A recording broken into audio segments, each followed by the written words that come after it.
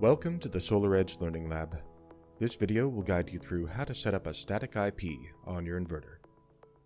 To begin with, we'll turn the on-off toggle to the off position, turn off the DC safety switch, and ensure our inverter is de-energized prior to removing the cover.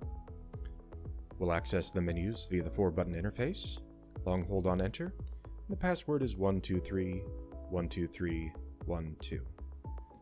Scroll down to communication, and then LAN config, set DHCP, and disable. Next, we'll set up an IP address. Scroll down to set IP, hit enter. Use the up and down arrows to enter in your numbers. Enter moves you forward, escape moves you back, and when you're done, you'll do a long hold on enter to confirm. You'll want to make sure that you talk to local IT staff prior to beginning this operation, and get the following: IP address, netmask, gateway, and preferred DNS.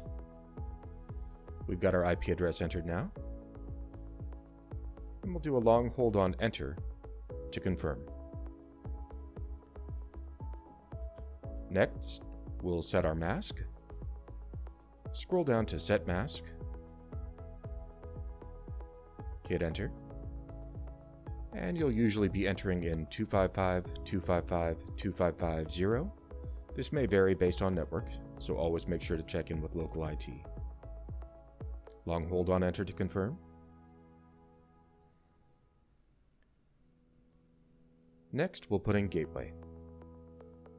Same operation, up and down arrows to enter. Long hold on enter to confirm. And lastly, we'll input our DNS. If you're not provided with a DNS server, you can always use Google Public Server 8.8.8.8. Long hold on enter to confirm, and our changes will be applied after we exit the menus with the escape button. Thanks for joining us in the SolarEdge Learning Lab.